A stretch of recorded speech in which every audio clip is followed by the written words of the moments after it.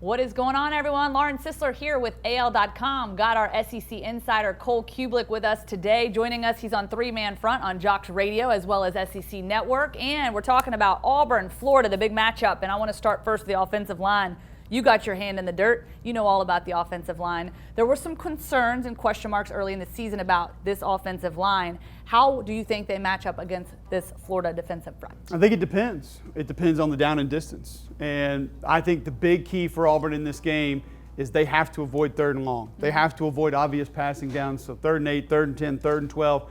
Auburn cannot live there because Jonathan Grenard has been, in my opinion, the SEC Defensive Player of the Year so far this season. Jabari Zuniga will return to the lineup. He's been out for a couple of weeks, but that's a pretty legit bookend pass rushing unit that the Florida Gators bring. And they're already a pressure unit, as we know. And Auburn likes to run a lot of slide and quick protection, and sometimes you're not going to have the bodies to be able to pick up the blitz packages that Grantham's going to throw at you. So winning on first down is going to be huge. I think in the run game, Auburn has a bit of an advantage. I thought Prince Tega was great in the run game last week. Markel Harrell was great in the run game last week. Got some movement at the point of attack. But I don't love this group in pass protection still. I don't think that's where they need to live. You did see actually some straight professional pass pro 5-7 step drop out of the offensive line last week. A little bit different.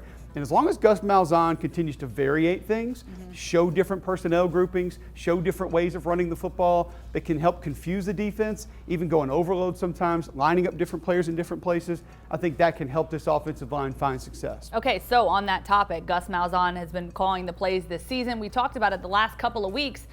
You've liked his play calling overall. He's really been distributing the ball, making some good play calls.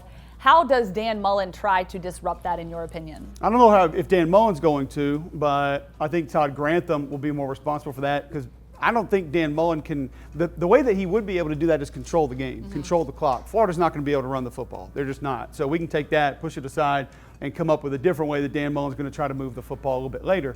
But from Gus Malzahn's perspective, it's going to be Todd Grantham. And I think, does he decide to really try to pressure this offense? Because Florida's a team that gives up over 50% completion percentage on plays in which they blitz. So what that tells me is they either get home or they get hit, one or the other. And I think Bo Nix is tough enough to sit in the pocket with some of those max protection looks that you're going to get with bonus bigs, tight ends, H-backs, running backs. I think they can have the bodies in to potentially pick up some of those packages. And they have big receivers like Seth Williams, Sal Cannella that can win one-on-ones that ultimately you're going to get against pressure.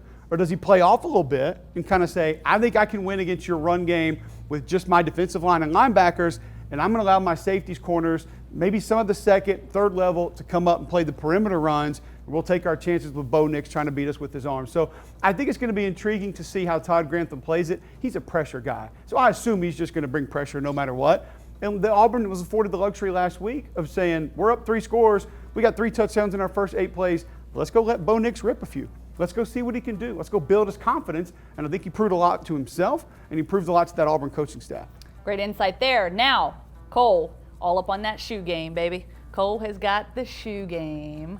Cube Kicks, if you haven't heard about it. Well, I want to ask you about Dan Mullen's shoe game. Are you a Jordan guy? Do you like Jordans? I have multiple pairs of Jordans. I'm a fan of some of the retro Jordans. I don't like a lot of the new stuff, but I've seen Dan Mullen in the 3s and the 1s, like the Florida colors. So he's been doing pretty good so far. He had a pretty cool pair of, I think it was 12s at SEC Media Days, and that was a good look for him. So listen, this goes back to when Dan was at Mississippi State and he showed up in Yeezys when they had the Adidas deal. So I'm a fan of Dan Mullen and his shoe game. He knows exactly what he's doing, and I think it works. And you just got a little ping in your email inbox that says you just got your first pair of Yeezys. First Are you pair pumped of up? Yeezys, How yeah. you Hospital feeling about blue, so I'm looking forward it? All right, to it. you'll wear them next week, right? Sure. Yes, please. Yes, Thank I'll you. wear 'em. All right, Okay. so much. Thank you. Appreciate it. Cole Cubelic, he's awesome. We love you. All right, he's our SEC insider. For more Auburn football, you can visit us on AL.com.